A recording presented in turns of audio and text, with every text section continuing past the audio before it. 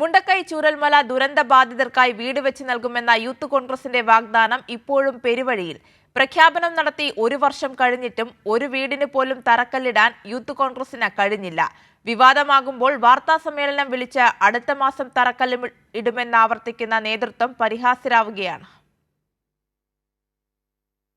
മുണ്ടക്കൈ ചൂരൽമല ദുരന്തബാധിതർക്ക് സമയബന്ധിതമായി 30 വീട് വെച്ച് നൽകുമെന്നായിരുന്നു യൂത്ത് കോൺഗ്രസ് അധ്യക്ഷനായിരുന്ന രാഹുൽ മാങ്കൂട്ടത്തിലിന്റെ പ്രഖ്യാപനം. ഈ ഉരുൾപൊട്ടലിൽ വീട് നഷ്ടമായവർക്ക് ആദ്യഘട്ടമായി 30 വീടുകൾ യൂത്ത് കോൺഗ്രസ് സംസ്ഥാന കമ്മിറ്റി നിർമ്മിച്ചു നൽകുവാൻ തീരുമാനിക്കുകയാണ്. 1 വർഷം പിന്നിട്ടിട്ടും ഒരു വീട് പോലും നിർമ്മിച്ചു നൽകാനായില്ല. ഇതിന്റെ പേരിൽ നടന്ന വ്യാപക പിരിവിനെപ്പറ്റി മാധ്യമങ്ങളുടെ ചോദ്യങ്ങളോട് നേതാവിന്റെ മറുപടി ഇങ്ങനെ: ഇപ്പൊ ഞങ്ങളുടെ അക്കൗണ്ടിൽ 88,68,827 രൂപയുണ്ട്.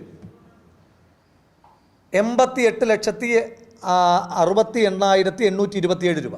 സ്ഥലം കിട്ടിയാൽ വീട് വെച്ചു നൽകുമെന്ന് പറഞ്ഞ യൂത്ത് കോൺഗ്രസ് നേതാവ് ഷാഫി പറമ്പിലും തടിതപ്പി. ഇപ്പോൾ യൂത്ത് കോൺഗ്രസ് പ്രഖ്യാപിച്ച വീടുകളും ഈ സ്ഥലം കണ്ടെത്തുന്ന മുറക്ക് ആ വീടുകളും തീർച്ചയായിട്ടും നിർമ്മിച്ചു കൊടുക്കുന്ന കാര്യത്തിൽ ആർക്കും ആശങ്ക വേണ്ടതിനകത്ത് സംശയമില്ല. പ്രഖ്യാപിച്ച വീടുകളുടെ കാര്യത്തിൽ തീരുമാനമാകാതെ വന്നപ്പോൾ 6 മാസത്തിനുള്ളിൽ നിർമ്മിക്കുമെന്ന വീണ്ടും പൊള്ളവാദവുമായി രാഹുൽ രംഗത്തെത്തി. യൂത്ത് കോൺഗ്രസിന്റെ വീടിനെ പറ്റിയാണ് ഞങ്ങൾ പറഞ്ഞത്. ഞങ്ങൾ നിർമ്മിച്ച് നൽകുമെന്ന് പറഞ്ഞ വീടുകൾ 6 മാസത്തിനുള്ളിൽ. ഞങ്ങൾ ആദ്യം തൊട്ടേ പറയുന്നത് ഞങ്ങൾ 8 ലക്ഷം രൂപയുടെ വീട് നിർമ്മിച്ച് നൽകുമെന്നാണ് ഞങ്ങൾ ആദ്യം തൊട്ടേ പറയുന്നത്.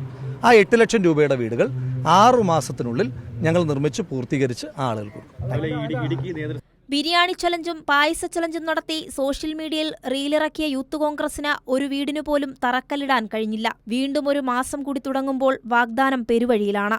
അതേസമയം ഡിവൈഎഫ്ഐ പ്രഖ്യാപിച്ച വീട് നിർമ്മാണത്തിനായി 20 കോടി രൂപയാണ് മുഖ്യമന്ത്രിക്ക് കൈമാറിയത്.